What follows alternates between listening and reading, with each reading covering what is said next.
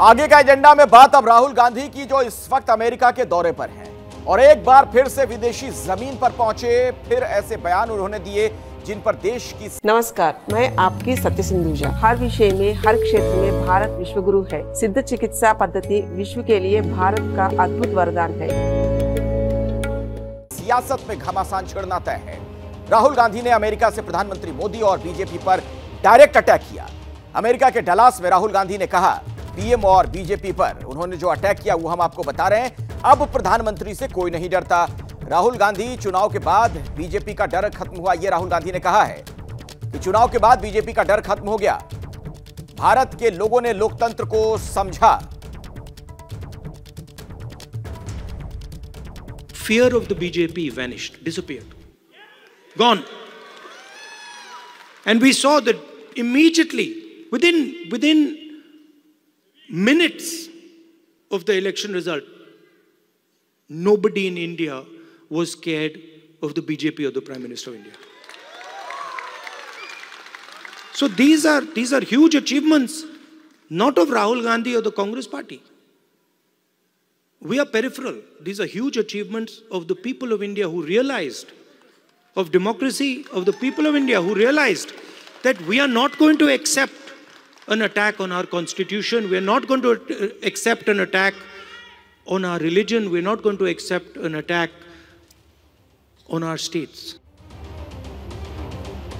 राहुल गांधी ने बीजेपी पर हमला जारी रखते हुए और भी बहुत कुछ कहा। राहुल गांधी ने कहा कि लोग अब समझ गए हैं कि वो क्या कह रहे हैं। लोग ये समझ गए कि बीजेपी हमारे संविधान पर हमला कर रही है, हमारी परंपरा, हमारे इतिहास पर हमला हो रहा है। और इसीलिए जब उन्होंने संसद में अभय मुद्रा का जिक्र किया तो बीजेपी बर्दाश्त नहीं कर सकी। People understood what I was saying. They were saying that the BJP is attacking our tradition, attacking our language, attacking our states, attacking our histories. And most importantly, what they understood was that anybody who is attacking the Constitution of India is also attacking our religious tradition. Right? And that is why in my first speech in Parliament, you must have noticed, when I described Abhay Mudra, the fact that this is a symbol of fearlessness and it is present in every single Indian religion. You can look, you go on the internet and you can see every single Indian religion. Guru Nanak Ji holds his hand like this. Shiva holds his hand like this. Every single Indian religion, the hand is a symbol of fearlessness. And when I was saying this, the BJP could not stand it. They don't understand. And we are going to make them understand.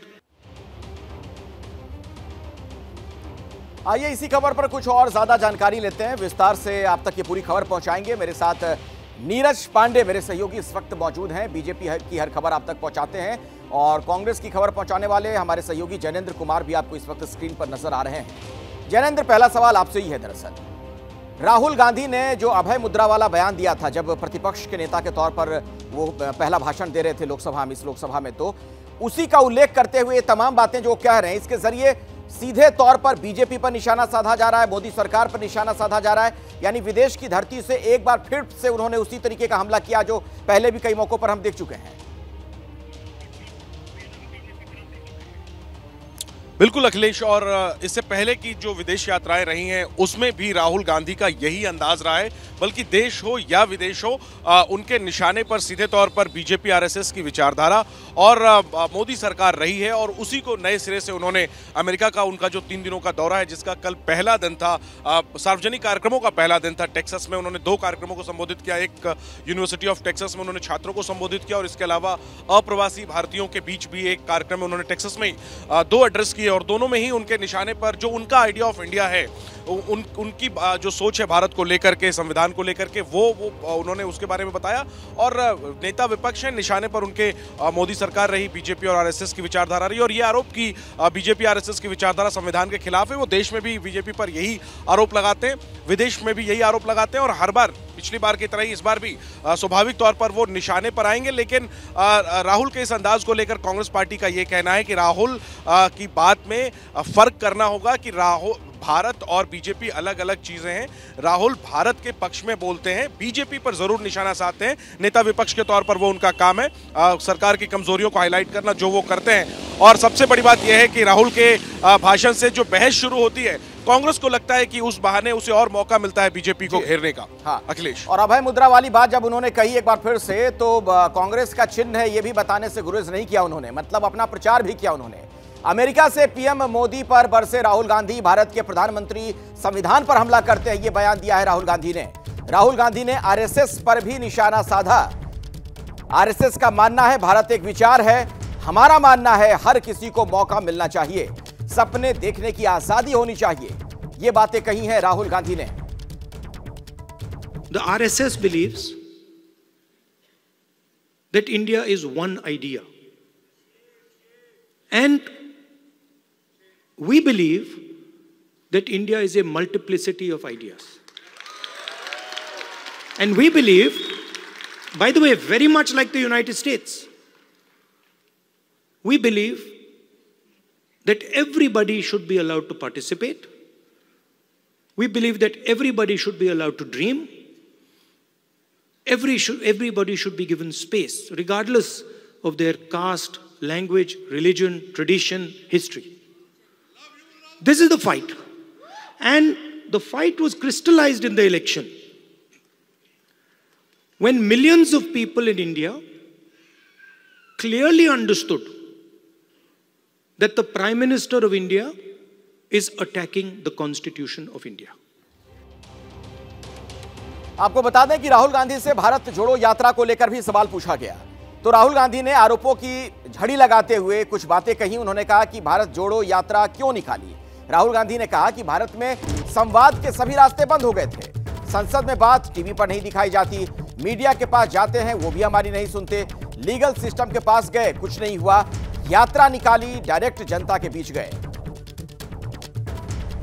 All avenues of communication in India were shut. Every single avenue, no matter what we did, it was all shut. We spoke in Parliament, that's not televised. We go to the media, they don't pick up what we say. We even go with documents to the legal system, nothing happens.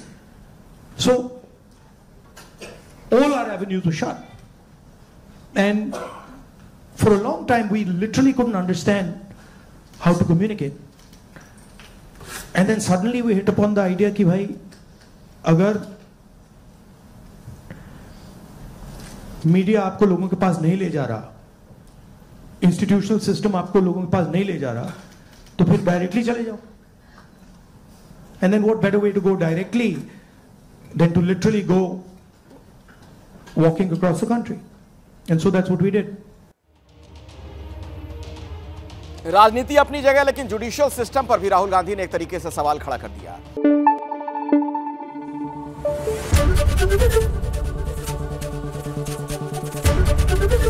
ABP news आपको रखे आगे।